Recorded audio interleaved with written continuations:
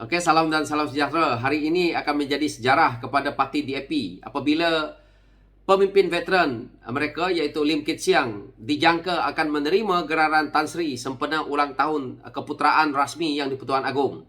Maka di sini juga kita boleh lihat bahawa kepimpinan Perikatan Nasional tidak akan tidur lena, yang mana sebelum-sebelum ini mereka menyerang kepimpinan DAP, mereka menyerang kerajaan yang ada. Tup-tup hari ini kita lihat bahawa Lim Kit Siang akan terima gelaran Tan Sri.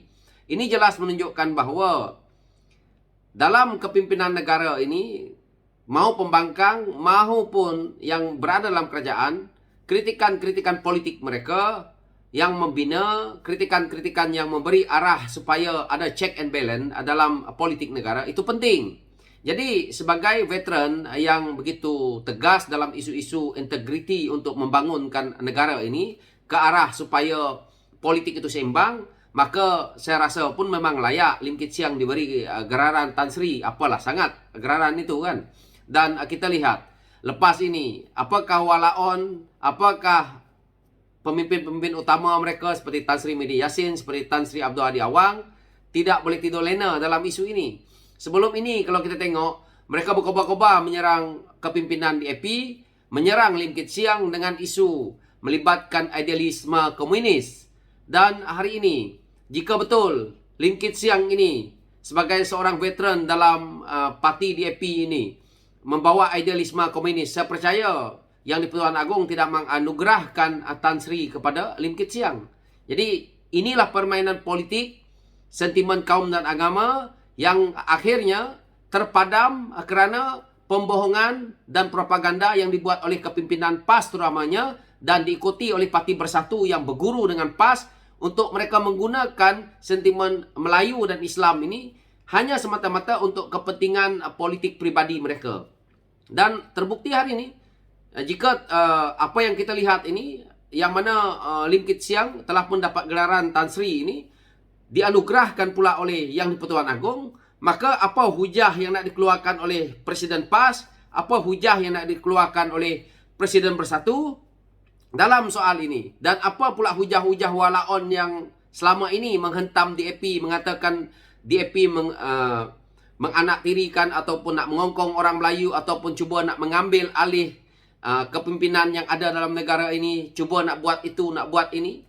Ini bukti yang dah jelas bahawa negara kita ni sentiasa harmoni, dan raja-raja Melayu juga melihat ke arah yang jelas bahawa kita tidak perlu resis, kita nak keharmonian. Dan di sini saya lihat apabila Lim Kit Siang mendapat gelaran ini saya juga sebagai rakyat biasa sangat merasakan bahawa perlu, dan jasa beliau memang senilai dengan dihargai oleh Yang di-Pertuan Agong dengan memberi gelaran ini. Tujuannya juga bagus supaya menjadi titik noktah kepada pemimpin-pemimpin lain dalam mereka untuk pergi ke politik ini, mengeluarkan satu idealisme yang terbaik untuk membangunkan negara. Jangan kita bermain dengan sentimen kaum dan agama yang tak habis-habis kesudahannya, tetapi hanya menguntungkan sebilangan ahli politik. Kita lihat pemimpin-pemimpin PAS berkobar-kobar menceritakan tentang Melayu dan Islam, tetapi hakikatnya mereka cuba untuk berada dalam barisan politik ini hanya untuk nafsu mereka sendiri. Kita lihat daripada peruntukan yang diberikan, mereka beli Mercedes. Daripada gaji-gaji yang mereka ada, kita tahu hari ini meroyan disebabkan tidak dapat berada dalam kerajaan kerana hutang dah meningkat, naik gaya hidup mereka, cara hidup mereka sewaktu menjadi kerajaan juga berubah. Daripada pakai baju RM5 dah pakai baju harga 500. Daripada satu bini tambah 2 bini. Daripada satu kereta tambah 5 kereta. Beli kereta yang berjenama luar. Tetapi bermain sentimen kaum dan agama. Mereka menggunakan brand-brand daripada luar, bukannya pakai brand yang cokia.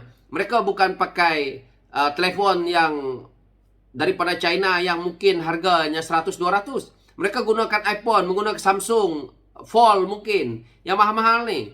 Tetapi walaon-walaon di bawah menyokong dengan menggunakan motor kapcai. Pemimpin mereka senang lenang. Ini yang kita perlu lihat.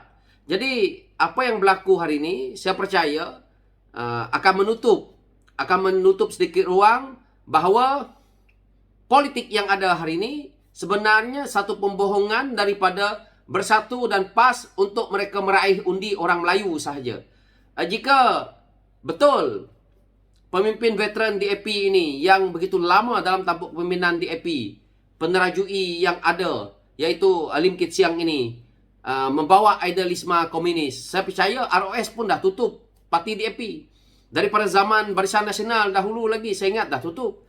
Tetapi kerana benda ini adalah satu fitnah semata-mata kepada DAP untuk mereka meraih sokongan, maka hari ini kita lihat kenyataan-kenyataan ini semua dipadamkan dengan sekali saja, iaitu apabila Lim Kit Siang akan menerima geraran Tan Sri itu. Siapa yang nak membuat ulasan berkenaan dengan isu ini? Apa pertikaian mereka dalam isu Lim Kit Siang dapat gelaran Tan Sri?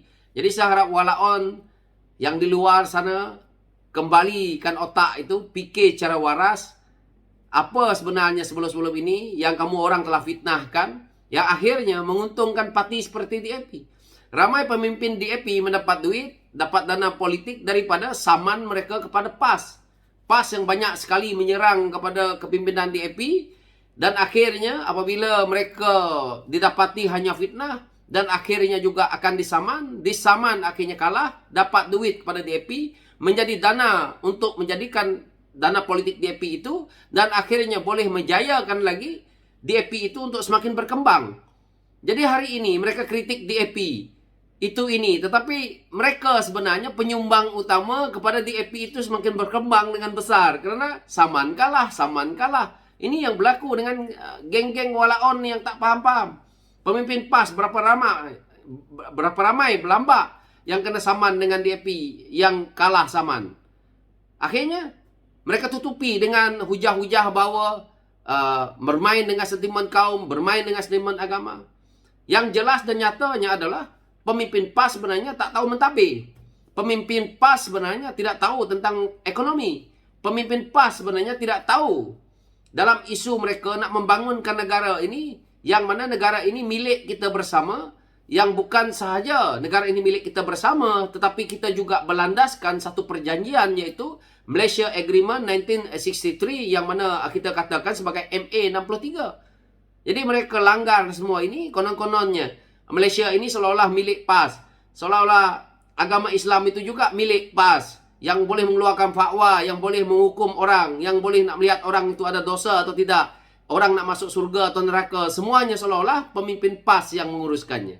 Jadi saya sendiri di sini secara pribadinya mengucapkan tahniah kepada pemimpin veteran DAP, iaitu Tan Sri Lim Kit Siang, kerana perjuangan beliau selama ini dalam arena politik, yang mana hari ini kita juga tahu bahawa beliau telah pun berumur 82 tahun, dan juga saya lihat di sini melalui kenyataan media, beliau juga telah pun pernah memenangi 7 kali sebagai ahli parlimen. 7 kali 5 dah ada 35 tahun. 35 tahun dalam arena politik, yang mana beliau memenangi sebagai ahli parlimen. Saya rasa memang wajar diberi gelaran Tan Sri, kerana melalui beliau juga banyak yang kita tahu, iaitu check and balance dalam kerajaan kita ini, yang sebelum-sebelum ini banyak berlakunya ketirisan, rasuah, salah guna kuasa. Dan beliau juga pernah beberapa kali ditahan, seperti mana juga Datuk Seri Anwar Ibrahim, seperti mana juga pemimpin-pemimpin bangkang yang sebelum ini, yang betul-betul mempunyai integriti dalam mereka membangkang sesuatu perkara. So itu hujah saya. Sekian, terima kasih.